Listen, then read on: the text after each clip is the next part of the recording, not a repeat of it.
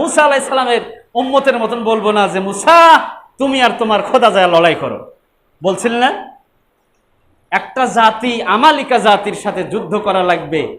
অর্থাৎ মুসা আলাইহিস সালাম ফিরাউনের অত্যাচার নির্যাতনের থেকে রক্ষা পেয়ে যখন একটি সুন্দর সমাজ ব্যবস্থা কায়েম করলেন, দীর্ঘদিন যাবার পর আল্লাহ পাক মুসা আলাইহিস সালামকে নির্দেশ করলেন, মুসা এবার তোমাকে আরেকটা কাজ করতে হবে, সেটা হলো ফিলিস্তিনে তোমাদেরকে যেতে হবে।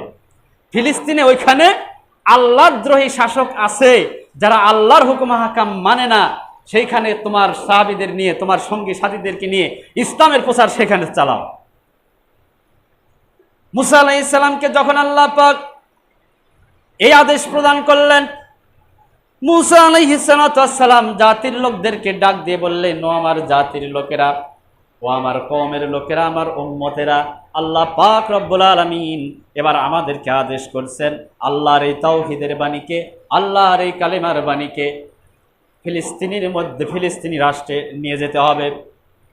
সেখানে আল্লাহদ্রোহী শাসক রয়েছেন, সেই শাসকের সাথে লড়াই করে বা তাকে দ্বীনের দাওয়াত দিয়ে ইসলামের পথে দীক্ষিত করতে হবে, ইসলাম প্রতিষ্ঠিত করতে হবে। সেই জায়গায় এখন তোমাদের মতামত কি? মুসা আলাইহিস সালামকে পরামর্শ দিলেন সাহাবায়ে কেরাম, তার সঙ্গীরা, আল্লাহর নবী আমরা যাব ফিলিস্তিনে, কিন্তু সেইখানকার অবস্থান পরিবেশ কিরকম, এই জন্য আমাদেরকে গোপনে গোপনে তদন্ত করতে হবে। মুসা আলাইহিস সালাম দুইজন লোক পাঠিয়ে দিলেন, যাও তদন্ত করে দেখে আসো সেখানের কি অবস্থা। দুইজন লোক গিয়ে সেখানে দেখলেন এমন এক জাতি, খুব দুর্ধর্ষ জাতি, সেখানে তারা যারা সবল তারা দুর্বলের উপর অত্যাচার করে, সত্য কথা বলা যায় না, ইসলামের কথা বলা যায় না, আল্লাহর কথা তো বলতেই পারবে না, এরকম একটা জাতির সাথে লড়াই করে আমরা এখানে টিকতে পারবো না। ফিরাউনের হাত থেকে সবে মাত্র মুক্তি পেয়ে একটু স্বস্তির মধ্যে আছি, এই জাতির সাথে লড়াই করতে যদি আমরা আসি, আমরা জীবন বিপন্ন হয়ে যাওয়া, আমাদের আর যাওয়া যাবে না। মুসার কাছে এসে বললেন, আল্লাহ পাক নির্দেশ করলেন যাও। মুসা আলাইহিস সালামকে জাতির লোকেরা শোনায় দিল, ইযহাব ইলা আনতা রাব্বুকা ফাকাতিলা ইন্না হাহুনা কায়িদুন।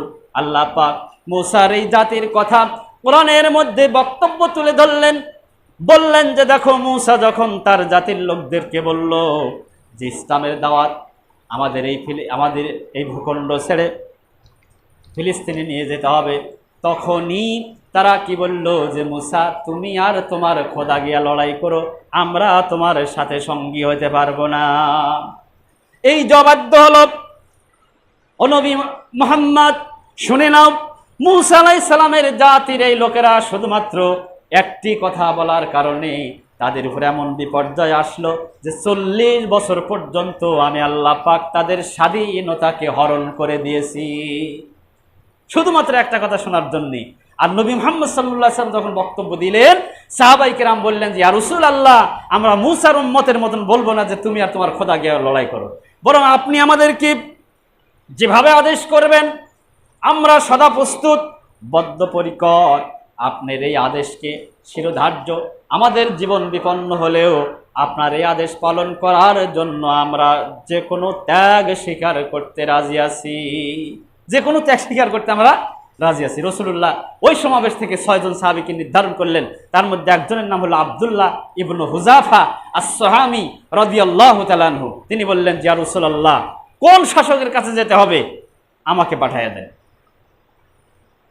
আব্দুল্লাহ ইবনে হুযাফা আস-সাহামী রাদিয়াল্লাহু তাআলা আনহুর ব্যাপারে তার এই ত্যাগের কথা স্মরণ করে আমিরুল মুমিনিন যখন ছিলেন হযরতে ওমর রাদিয়াল্লাহু তাআলা আনহু, ওমর রাদিয়াল্লাহু তাআলা আনহু তার এই যে ত্যাগ, কারণ এমন একটা পরিবেশে যাওয়া লাগবে যেই পরিবেশে ইসলামের কথা তো বলার সুযোগই নাই, দুর্গম পথ, পাহাড়ি পথ, বালুকাময়, খালি মরুভূমি আর মরুভূমি, এই কণ্টকাকীর্ণ পথ অতিক্রম করে ইসলামের এই সৌন্দর্যের দাওয়াত নিয়ে যেতে হবে পারস্যের তৎকালীন সম্রাট কায়সারের নিকট। পারস্যের সম্রাট কায়সার এবং রোমের সম্রাট কিসরার নিকট রাসূলুল্লাহর পক্ষ থেকে দাওয়াতপত্র নিয়ে তাদের কাছে যেতে হবে। পথটা খুব সুন্দর ছিল না, সুগম ছিল না, কণ্টকাকীর্ণ পথ ছিল, বিপদ সংকুল পথ ছিল, এমনকি জীবন পর্যন্ত সেখানে হরণ হতে পারে এরকম একটা পরিবেশে রাসূলুল্লাহর এই আদেশকে সাহাবায়ে কেরাম শিরোধার্য করলেন। তার মধ্যে আব্দুল্লাহ ইবনে হুযাফা রাদিয়াল্লাহু তাআলা আনহু তিনি স্বীকার করলেন কষ্ট। আর এই জন্য ওমর রাদিয়াল্লাহু তাআলা আনহু বললেন, তার যেই ত্যাগ, এই ত্যাগের কারণে প্রত্যেকটি মুসলমানের উচিত আব্দুল্লাহ বিন হুযাফা রাদিয়াল্লাহু তাআলা আনহুর মাথায় চুম্বন করা। সেই কাজটি আমি আগে করছি, সেই কাজটি আমি আগে করছি। দেখেন কত ভ্রাতৃত্ব তাদের মধ্যে ছিল, কত ভালোবাসা তাদের মধ্যে ছিল, কত সৌন্দর্য তাদের মধ্যে ছিল ইসলামের। অথচ সেই ইসলামে আমরা অনুকরণ করি, সেই ইসলামে আমরা অনুসরণ করি, আমাদের মধ্যে ভ্রাতৃত্ব নাই, ভালোবাসা নাই, আমাদের মধ্যে ন্যায় ইনসাফের আদেশ নাই, যার কারণে আমরা দিন দিন ইসলাম থেকে দূরে থাকার কারণে আমাদের এই বিপর্যয় সামনে চলে আসছে। এই সূরা আসরের মধ্যে শিক্ষা, আরো শিক্ষার কথা এখানে বলা আছে। সাহাবায়ে কেরাম একজন আরেকজনের সাথে দেখা হলে সূরা আসর শোনায় দিতেন, সূরা আসর শোনায় দিতেন। আর আমাদের মধ্যে যারা আমরা মুসলমান, ইমানদার, ইমানের দাবিদার যারা মনে করি, তারা অনেকে সূরা আসর জানিই না কেমনে তেলাওয়াত করতে হয়, ঠিক না ভাই? তাহলে আল্লাহর যে রহমত আমরা কামনা করি, অধিকাংশ মানুষ আল্লাহর পথ থেকে আমরা বেমালুম ভুলে যাচ্ছি। এই যে ভুলে যাওয়াটা, ভুলে গেলে পরে কিন্তু আমাদের উপরে এমন বিপর্যয় আল্লাহ পাক চাপায় দিবেন। আল্লাহ নিজেই কোরআনে বলেছেন যে তোমাদেরকে এমন পিটানি আমি দেব যে তখন তোমরা দোয়া করবে আল্লাহর কাছে যে আল্লাহ এই বিপদের মধ্যে আছে, আমাদের দোয়া কবুল করো, তখন তোমাদের দোয়া কবুল করা হবে না। পর্যায়টা কিন্তু সেই পর্যায়ে চলে আসছে, সেই পর্যায়ে আমরা চলে আসছি। মুহররমের শিক্ষাও দেখেন কত বড় তাৎপর্যপূর্ণ শিক্ষা। সেখানে হুসাইন রাদিয়াল্লাহু তাআলা আনহু এবং কুফাবাসীদের যে একটা দাওয়াতি কার্যক্রম ছিল, ইয়াজিদ রাষ্ট্র ক্ষমতা দখল করে নিল অন্যায়ভাবে। ইয়াজিদ তিনি একজন সাহাবীর সন্তান ছিলেন এবং আল্লাহ রসুলের খুব জলিলুল কদর সাহাবী ছিলেন মুআবিয়া রাদিয়াল্লাহু তাআলা আনহু, সম্মানিত সাহাবী ছিলেন। তার সন্তান ছিল ইয়াজিদ। মুআবিয়ার পরে হযরতে আলী রাদিয়াল্লাহু তাআলা আনহুর খেলাফতের দায়িত্বকে তিনি মেনে নিতে পারছিলেন না। আলী রাদিয়াল্লাহু তাআলা আনহুর খেলাফতকে তিনি মানতে পারছিলেন না, হুসাইন রাদিয়াল্লাহু তাআলা আনহুকে মানবেনই না। মুআবিয়া রাদিয়াল্লাহু তাআলা আনহুর এই সন্তান জোর করে জবরদস্তি করে রাষ্ট্র ক্ষমতা দখল করলেন। করার পরে মুসলমানদের উপরে শুধুমাত্র অত্যাচার, খালি অত্যাচার, মুসলমানদেরকে অসংখ্য সাহাবীকে হত্যা করেছেন এই ইয়াজিদ। হুসাইন রাদিয়াল্লাহু তাআলা আনহু এগুলো দেখে প্রতিবাদ করলেন।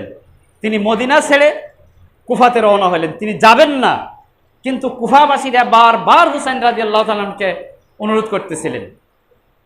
হুসাইন রাদিয়াল্লাহু তাআলা আনহু একজন লোক পাঠালেন তদন্ত করার জন্য যে সেখানকার পরিবেশ কিরকম। তার চাচতো ভাই মুসলিম বিন আকিলকে পাঠিয়ে দিলেন। আকিল ওখানে যায় দেখেন যে মুসলমানেরা হুসাইন রাদিয়াল্লাহু তাআলা আনহুর পক্ষে ব্যাপকভাবে সাড়া দিচ্ছেন। কিন্তু ইয়াজিদ যখন জানতে পারল যে মুসলমানেরা হুসাইন রাদিয়াল্লাহু তাআলা আনহুর পক্ষে বায়াত গ্রহণ করছেন, তখন ইয়াজিদ, ওই কুফার শাসক ছিল তখন ইবনে জিয়াদের কাছে বার্তা পাঠালেন। ইবনে জিয়াদকে বললেন, ইবনে জিয়াদ, কুফার যে গভর্নর তোমাকে আমি নিযুক্ত করেছি, তুমি গভর্নর থাকাকালীন সেখানকার মুসলমানেরা হুসাইনের পক্ষে বাইয়াত গ্রহণ করে, তুমি কি করো সেখানে?